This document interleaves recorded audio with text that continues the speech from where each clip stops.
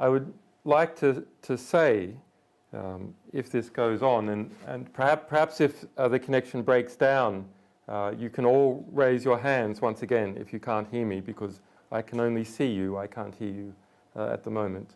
So I would just firstly like to say congratulations to Tom Finger and a very important talk that he gave. Of course, well made and politic, but I think there are nuggets in there that are quite important to understand.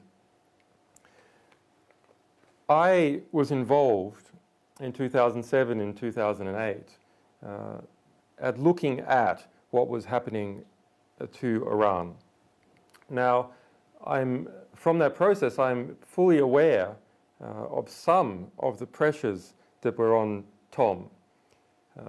A lot of people did a lot of good work. Perhaps the most important was Tom Finger's in trying to correct the movement towards war with Iran based on lies. And it is incredible to think back at those times that it was only in 2003 where the worst modern deception of the Western world occurred, where we went to a war in Iraq based on lies in 2003, and over 100,000 people were killed and millions of Iraqi refugees displaced as a result. Just 3 years later, the drums for war with Iran were being whipped up, not just in the United States, but also in this country. And it's thanks to journalists like Cy Hirsch and professional, truthful insiders like Tom, and our sources and the sources for journalists that war hasn't happened yet. For example, in the beginning of 2008, we published Iraq's classified rules of engagement for the US Army. In those rules, there was a section that was apparently designed, or at least permitted, for a border skirmish to start up, permitted US troops to go into Iran under a variety of circumstances.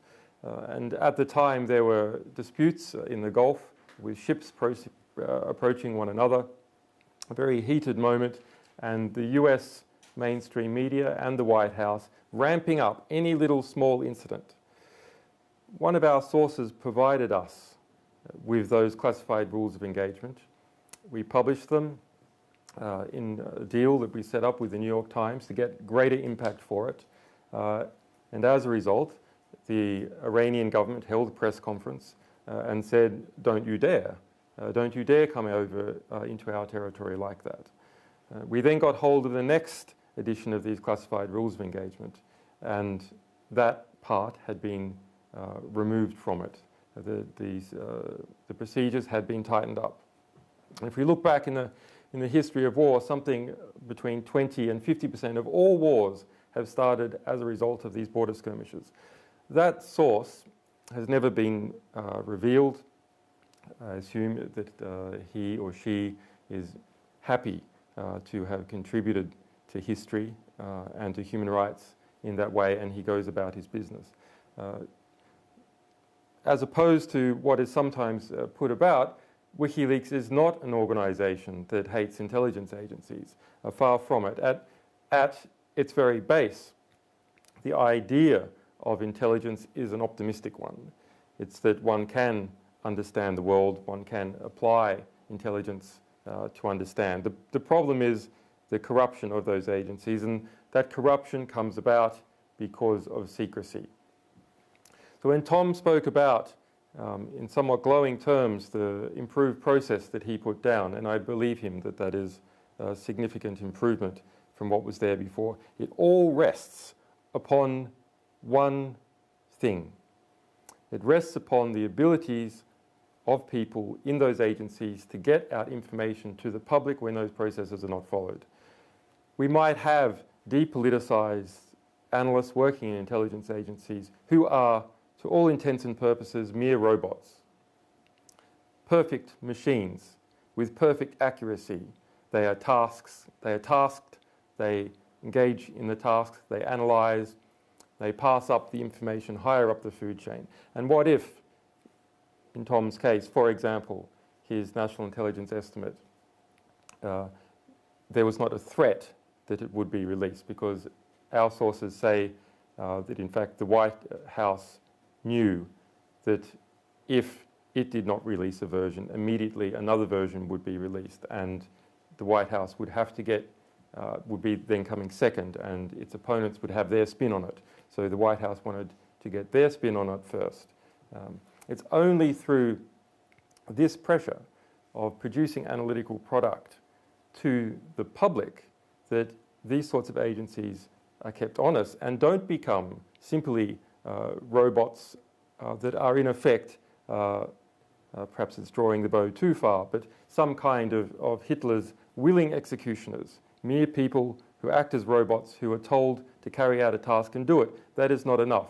It is not enough to agree to carry out a task for superiors. That is the Nuremberg defense. We must all look to ourselves and understand whether what we are doing is right and just, not just according to the views of our superiors, but according to the long view of history, according to human rights and to our feelings of compassion, if we have any. Now, the war for the push to a war with Iran is far from over. The push for a war with Iran is far from over, and the debate now is occurring in the public sphere as well as in in various manoeuvres by different intelligence agencies, the machinations that are happening in Syria and so on. Now I want to look at some of those.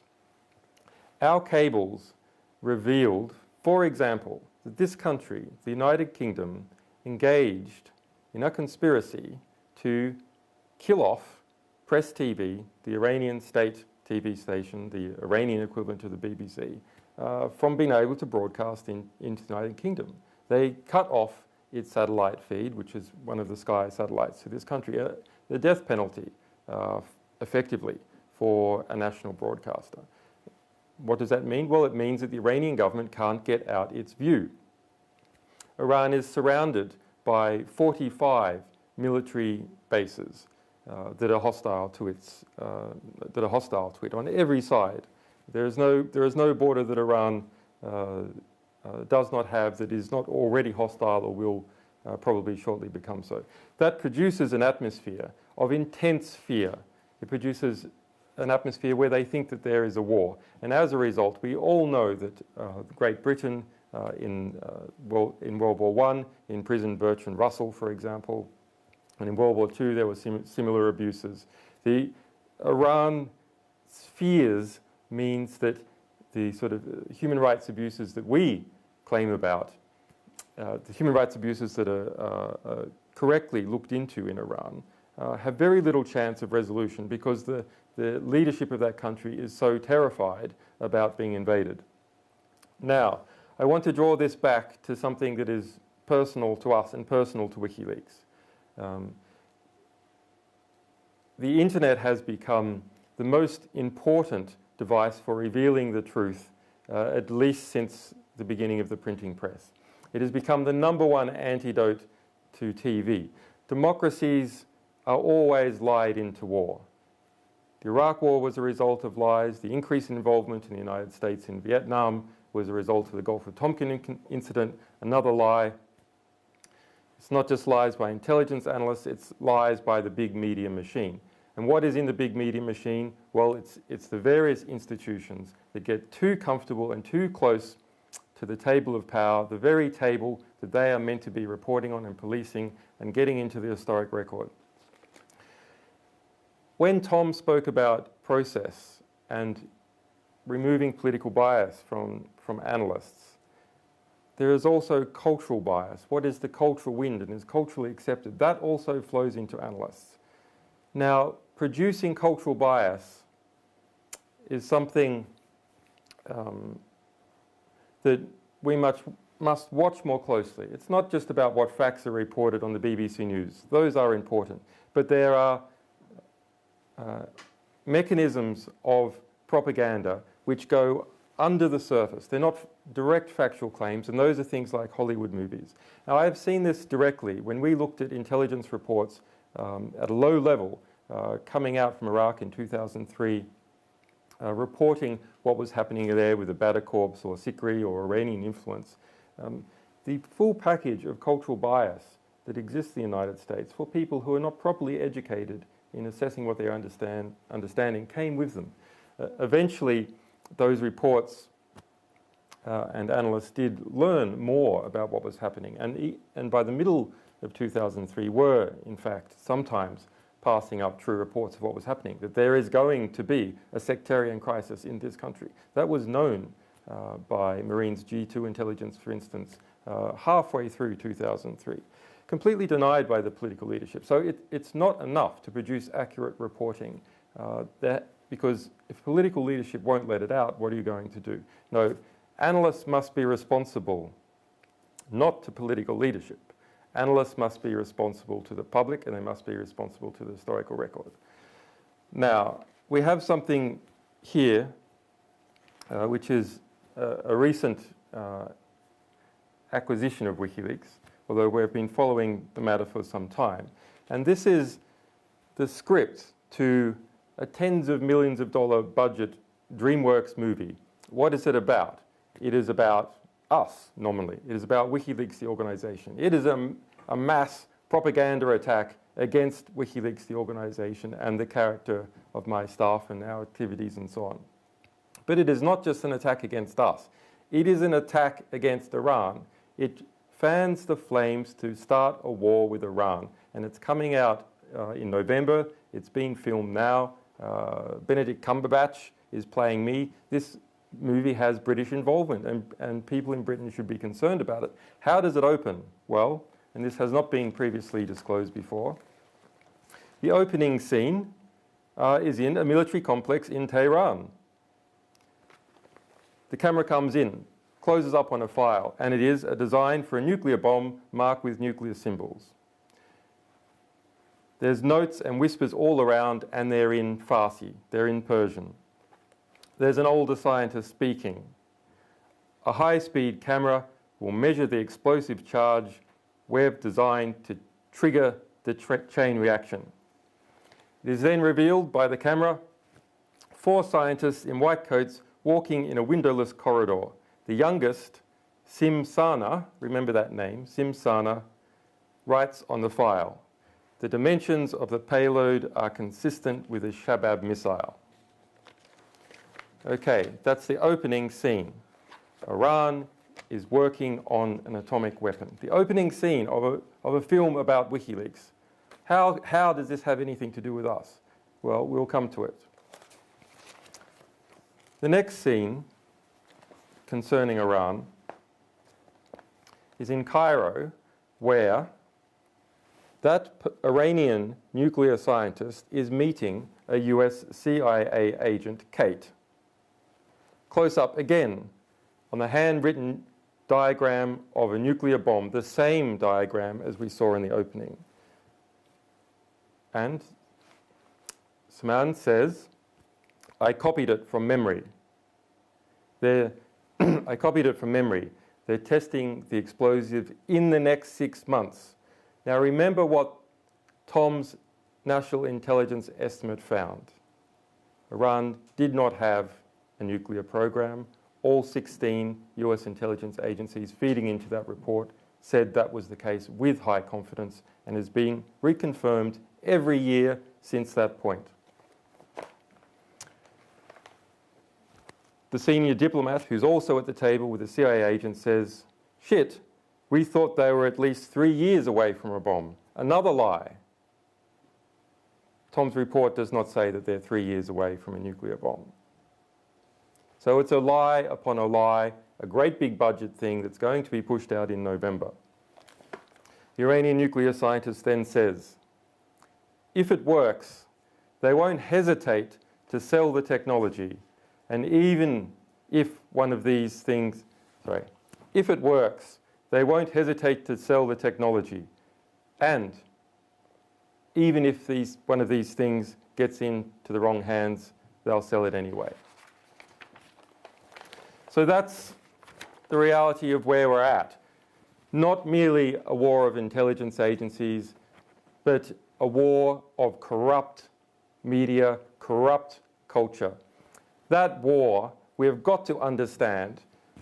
People who have appeared on this panel have been involved, sometimes with great sacrifice, at revealing the truth about important parts of the world, how the world is unfolding, how the world is shaping, the nature of institutions. They have revealed it heroically, in many cases, to the historical record, to our civilization as a whole, to you. You have to understand that where there's great powers at work, I don't mean shadow conspiracies, I mean enormous cultural powers, enormous industrial powers, the vast network of corporations that interact with government agencies around the world, selling them products, shipping their logistics from one place to another. The National Security Agency, for example, now has approximately 70% of its expenditure pass through Northrop Grumman, Lockheed Martin, etc. This produces a lobby that pushes in particular directions. How is it that such a lie got into a script about WikiLeaks? How is it that in the light of that national intelligence estimate, that anyone could think that it was tolerable, acceptable to foist that lie upon the public, that it would make it all the way through the Hollywood system, that distributors would pick it up? Because they perceive that that is where the power lies in the United States. They perceive that it's perfectly okay to slander an entire nation, that it's perfectly okay to beat the drums of war like that, because people in that system want the war. They want it. We have to understand that everything that we see, read, and hear is produced for a purpose. It's produced as a result of incentives. Other material is not produced. There are disincentives to not produce it. We walk almost sleepwalking, almost blind every time we open the newspaper and read an article. That particular journalist wrote about that for a particular reason. They felt that their editor would accept that. They wouldn't have to argue with them. The editor felt that the proprietor would accept it. The journalist felt that the people that they deal with in their community would like it, and in fact might even pat them on the head and take them to a fancier cocktail party, or perhaps even give them a better position in Oxford. All these things influence how our society, our civilization is documented. Now, working against that trend and against that current of corrupt, powerful organizations producing a distorted perspective of the world has been the internet. For the first time in history, that has allowed one person with some truth to speak to every single person who wants to hear that truth. It is the great antidote. There is a war on for control of the internet. That war takes place on the one hand by producing incredible propaganda and hyping up threats about how the internet is dangerous. On the other hand, it involves introducing mass surveillance systems to surveil all of the internet. Different countries see the effects being brought by the internet and the political liberations being brought by the internet. And powerful groups in those countries feel fearful and they feel destabilized. And as a result, they want to find some way to control it and to know it. The knowing part of it comes from surveilling every trans-border communication that occurs between Great Britain and the United States, between almost every country in Latin America and the rest of the world, because their communications have to pass through the United States to reach Europe, pass through the United States to reach Asia, and sometimes even pass through the United States when one Latin American country talks to another, simply because the communications infrastructure has been passed that way.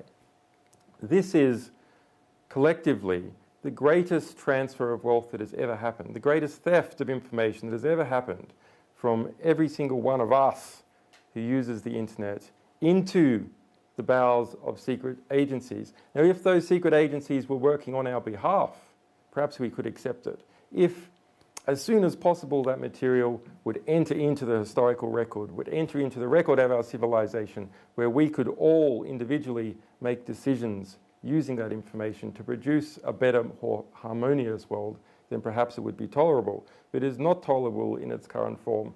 And so it is up to decent people, good people, still working inside of government, inside of private contractors that are engaged in these sorts of behaviours, to get it out to the public, to get it into the historical record, either by doing it anonymously, which is of course what we favour.